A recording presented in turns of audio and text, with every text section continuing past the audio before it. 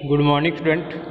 आज का अपना टॉपिक है शुष्क खेती में मिश्रित खेती की परिभाषाएं या अंतःसस्य की खेती के प्रकार। इसमें अपन ने कल यहाँ तक पढ़ लिया था बहुमंजिला खेती तक, ठीक है, या बहुमंजिला सस्यन। अब अपने टॉपिक आता है आज का पट्टीदार सहफसली खेती। कौन सा है? पट्टीदार सहफसली खेती। देखो, पट्टीदार फसल खेती में फसलों की बुआई कतारों में करते हैं। किस में करते हैं? कतारों में, ठीक है। इन कतारों में भिन्न भिन्न फसलों की भिन्न भिन्न किस्मों का चुनाव करके बुआई करते हैं। पट्टियों में बुआई ऊंचे कद की फसलों को, पट्टियों में बुआई है जो ऊंचे कद की फसलों को हवा व छाया को ध्यान में रखते हुए संपूर्ण पट्टियों में बुआई करते हैं। जैसे चुकंदर व सोयाबीन को छाया देने के लिए क्या करते हैं? मक्का व टमाटर की खेती करते हैं। क्लियर? ये क्या होता है? पट्टीदार सहफसली, यानी एक तो छोटी एक बड़ी। तो बड़ी से जो छोटी वाली है उसको क्या मिल जाएगी? छाया। क्या मिल जाएगी? छाया मिल जाती है। अगली फसल है रिले फसल। अगली फसल कौन सी है? रिले फसल। देखो, इस विधि के अंतर्गत कम से कम एक साल में 4 फसलें ली जाती हैं। इस विधि में एक साल में कम से कम कितने फसलें ली जाती है? 4 फसलें ली जाती हैं। जैसे परिभाषा देखो, मुख्य फसल कटने से पहले ही क्या है, ये इंपॉर्टेंट कर लेना इसको, वेरी इंपॉर्टेंट। देखो, मुख्य फसल कटने से पहले ही दूसरी फसल की बुआई करना। मुख्य फसल कटने से पहले ही दूसरी फसल की बुआई करना रिले क्रॉपिंग कहलाता है। क्या कहलाता है? रिले क्रॉपिंग कहलाता है। जैसे बिहार व छत्तीसगढ़ में धान की फसल पकने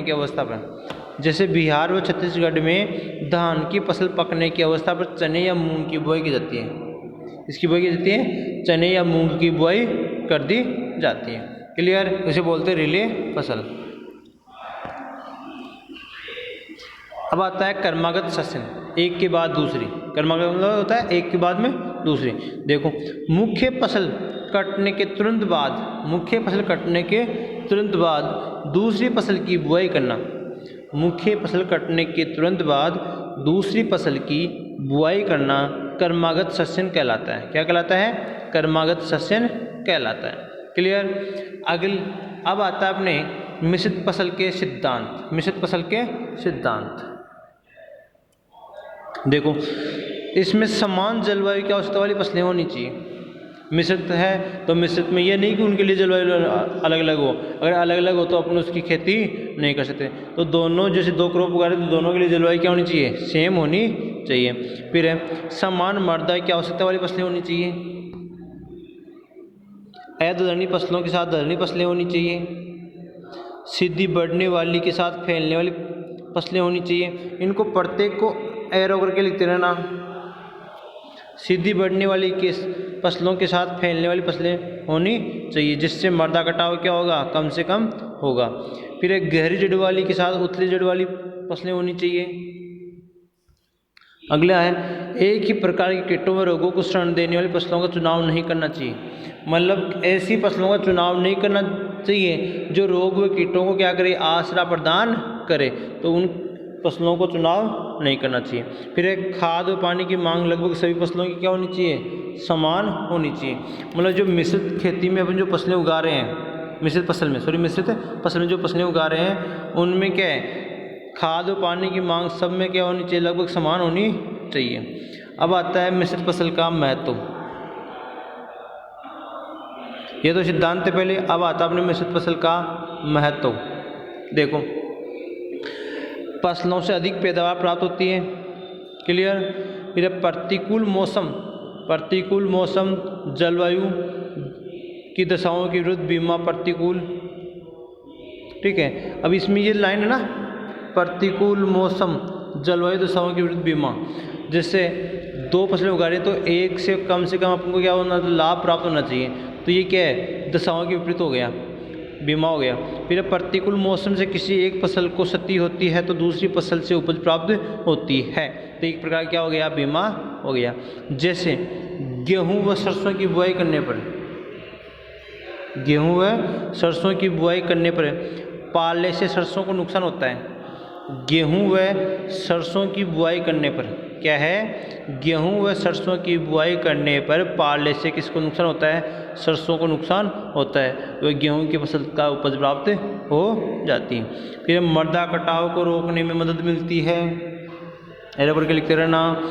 जैसे सीधी वर्दी वाली जड़ों के साथ जकड़ा जड़ों वाली फसलों की बुआई करने में मृदा कटाव कम होता है या मृदा कटाव में कमी आती है। अगला है खरपतवार नियंत्रण में क्या मिलती है, सहायता मिलती है। खरपतवार नियंत्रण में क्या मिलती है, सहायता मिलती है। क्योंकि दो या दो से अधिक फसलों की बुआई करने पर, क्योंकि दो या दो से अधिक फसलों की बुआई करने पर वह मृदा को आच्छादित कर देती है। क्या कर देती है, वह मृदा को आच्छादित कर देती है, जिससे खरपतवारों का अंकुरण नहीं हो पाता। क्या है, जिससे खरपतवारों का अंकुरण नहीं हो पाता। फिर कीट व रोग नियंत्रण में क्या मिलती है, सहायता मिलती है। कीट व रोग नियंत्रण में सहायता मिलती है। जैसे कपास व मोट की बुआई करने पर, जैसे कपास व मोट की बुआई करने पर कपास में जड़गन रोग कम होता है। कपास व मोट की बुआई करने पर कपास में जड़गन रोग कम होता है। फिर चने व अलसी की बुआई करने पर चने में उकठा रोग कम हो जाता है। क्लियर। अब आता है भूमि का उचित उपयोग व पंक्तियों में बुआई जाने वाली फसलों के बीच छोटी अवधि की फसलों को उगाकर भूमि का उचित उपयोग करना चाहिए। क्या है कि भूमि का उचित उपयोग, भूमि का उचित उपयोग होता है इसमें पंक्तियों में बोई जाने वाली फसलों के बीच में, पंक्तियों में बोई जाने वाली फसलों के बीच में छोटी अवधि की फसलों को उगाकर भूमि का उचित उपयोग कर लेना चाहिए।